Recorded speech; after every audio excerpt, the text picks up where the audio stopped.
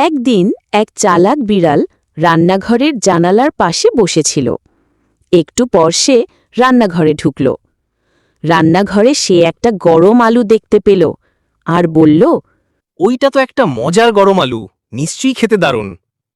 বিড়াল লাফ দিয়ে আলুটা মুখে তুলল আর সঙ্গে সঙ্গে বলে উঠল, আউচ! এটা তো খুব গরম, আমার মুখ পুড়ে গেল। ওই বিড়াল ব্যথায় লাফ দিয়ে বাইরে চলে গেল। একটি কাকের সাথে দেখা হলো। সবকিছু খাওয়ার আগে ভালোভাবে বুঝে নিতে হয় বন্ধুরা, লোভে পড়লে অনেক সময় মুখ পোড়ে।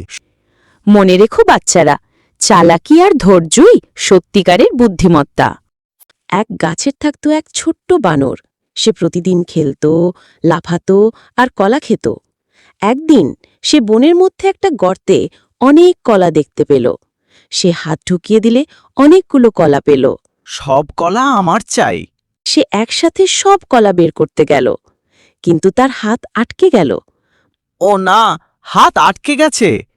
বানর হাত টানছে, অনেক চেষ্টা করল, কিন্তু হাত বের হচ্ছে না। একজন বুড়ো কাক এসে বলল, সব একসাথে নিতে গেলে হাত কখনোই বের হবে না। লোভ করলে মুশকিলে পড়বেই, একটা কলা ছেড়ে দাও। বানর তখন একটা কলা ছেড়ে দিল আর তার হাত বেরিয়ে এলো। একটা দিলেই মুক্তি। বুড়ো কাক ঠিক বলেছে।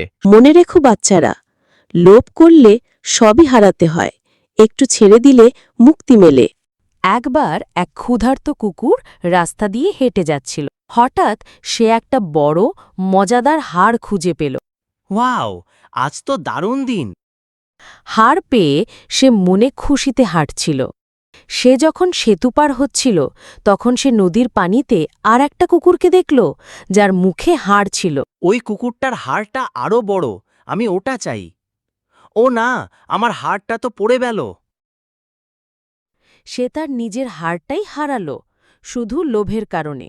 মনে রেখো বাচ্চারা, লোভ ভালো না, যা আছে তাতেই খুশি থাকতে শেখো। সাবস্ক্রাইব করতে ভুলো না, আরো গল্পের জন্য সঙ্গে থাকো। সাবস্ক্রাইব করতে ভুলো না, আরো গল্পের জন্য সঙ্গে থাকো।